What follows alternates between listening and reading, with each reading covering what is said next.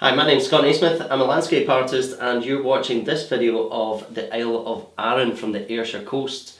I thought that was an appropriate subject matter for a painting which was being painted to a live audience at the Lochgreen Hotel, which is actually a fantastic venue in Ayrshire. The audience was around 70 people who many of whom were professional artists and teachers, so there are a lot of hints and tips around in this video which I hope will help all of you.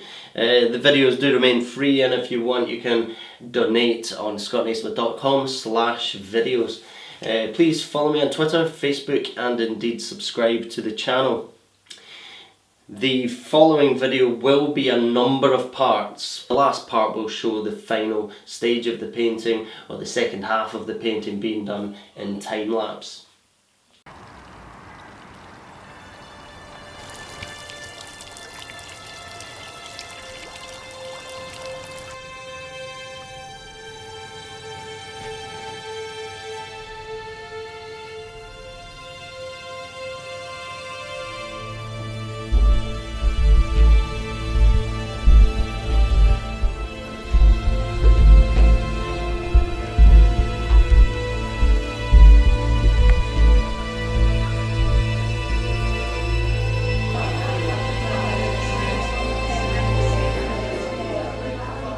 So who here is an artist themselves in any way, shape or form? Novice, beginner, renowned or otherwise? Probably an easier question to ask who doesn't paint and is here to have a look at what's involved in a painting without actually painting. 1, 2, 3, 4, 5. If I lose you in colour theory, just try not to fall asleep. I'll try and most of it, because the majority are painters themselves, I'm going to be talking into the technicalities of it. So I paint very, very quickly, and I'm a big believer of the faster you paint, the better it is. I love the quote from someone, I forget who it was a photography thing. If your photos aren't good enough, you're not close enough. And I thought that was brilliant. I mean, it's an encompassing, ridiculous statement, but it's so true of 95% of photography. You're just not close enough. And with painting, I quite like, if your painting isn't good enough, you haven't painted it quickly enough. Or the other one I have, if your painting isn't good enough, you haven't used a big enough brush. So you can quote me on that. I'll have a couple of quotes from my one of my favourite artists, Henri Matisse, who I thought conceptually was a fantastic artist to follow. I'm not a big fan of conceptual art. I don't even like the title conceptual art. It suggests that there's no concept to representational painting. If conceptual art is conceptual art, then what makes it different from painting? There's concept to painting. And I believe that there should be a clear concept within any painting about what you're trying to achieve with it. You're not painting for painting's sake. You want to make the world think differently about something, and that really is the key to enjoying painting. Knowing that you not have made a sale to somebody, not that somebody has bought a piece, yeah, ka-ching in the pocket, brilliant. But also the thought that they will be looking at that painting for possibly the rest of their lives in their home, and you want to be able to think that they would look differently on the world having looked at your painting. Okay, right, I'm coming up to my time. So, Michael Harding paints. Occasionally, if anyone gets this tremendous oil that comes from the paint when they're squeezing out paint, sometimes it comes out very, very slow and it's difficult to squeeze out, and that's fine. Sometimes it comes out oily. I don't know if any other artist does this, to be fair. I use a cardboard palette at times, and what that does is absorb some of that oil from the paint. That's all it does. I've heard some comments on, I get a lot of comments, and not all that I can reply to, but I get comments that are just, cardboard palette, that's genius. I mean, it's just, I mean, it's not rocket science really, but it is great. It's recycling, and it's also means that you can make the paint congeal. And you've got to be careful with it. If you leave it too long on here, too much of the oil comes out of the paint, it reduces its binder, and you'll get cracking and brittleness to the paint. So you want to be careful when you use something like this. What I'll do is I'll mix it up, and then if I'm painting for 2 hours, I'm fine. Some paints will have to get scraped off and put onto the studio palette. But it's generally for the heavy impasto that I'll use that for, and I won't be necessarily squeezing any out at the very outset. Phthalo blue. For phthalo blue, think cyan. Phthalo blue isn't blue. It's not even close. And my colour wheel is up on the easel and down there, and I call it my colour wheel, but it is the CMY colour wheel. It's not a colour wheel that's taught in schools and colleges around the world to artists. But it is taught to graphic designers, printers, and everything else, and everyone of sane mind. If you're still using RYB, the primaries are not yellow, red, and blue. They are cyan, magenta, and yellow. CMY.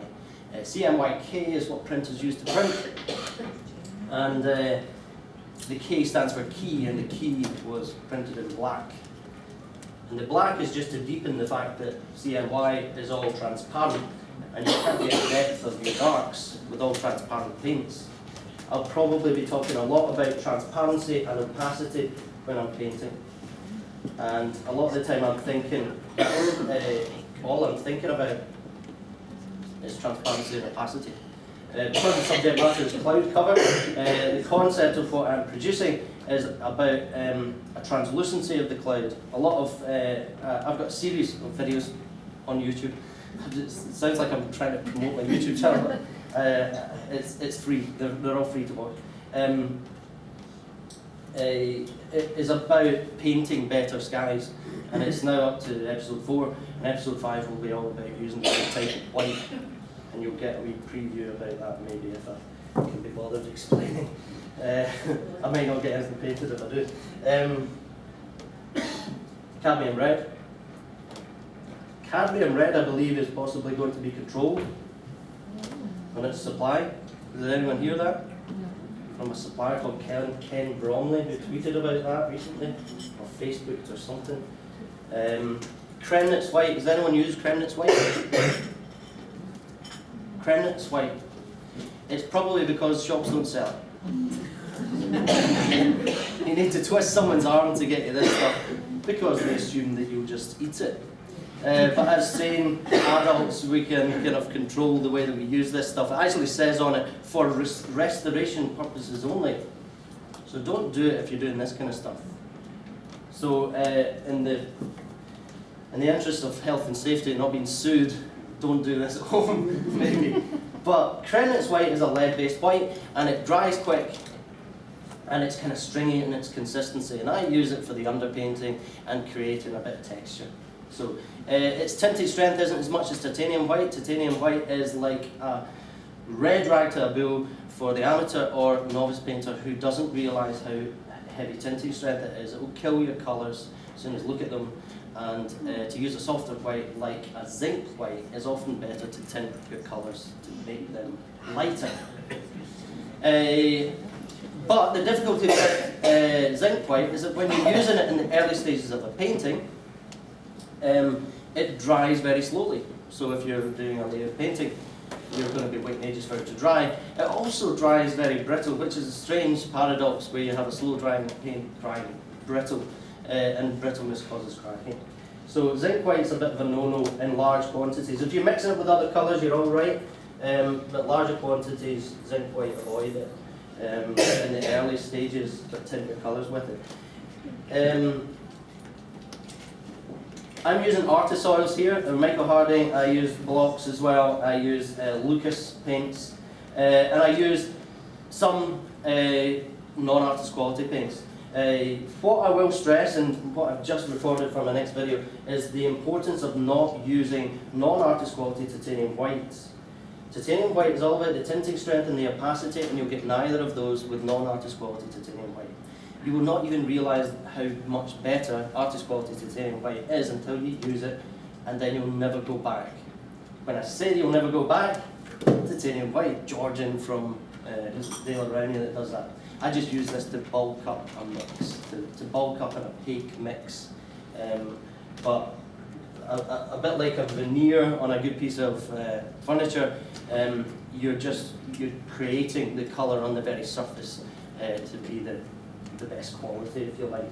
So any artist quality should really be, when you're doing glazing, which I'll do with this one, artist quality is very important so that you get the concentration of pigment, because you're laying a very, very fine layer onto your painting, so you're spreading it fine anyway, so you better not spread fine something with hardly any pigment in it. Right, I might just stop there, get my palette done. Okay, this one is a transparent paint, and it's something that I haven't been using that long, hence how beautiful the tube is and not paint splattered. It's called a bright green light. Some of these light colours, some of these transparent colours actually shift in the hue when you get thinner, and that particular one goes really yellow when you thin it, and I quite like the results of that. Green is a difficult colour to mix, because we don't have many names for green. If we had different names for things, we could decipher the differences in the colour better. You will find that the good quality paint takes longer to dry. It's just there's less filler in it.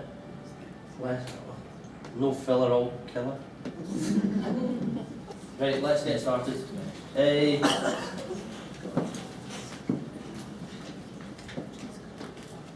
I'm just going to coat the canvas with a medium, and I'm going to do it with a bigger brush.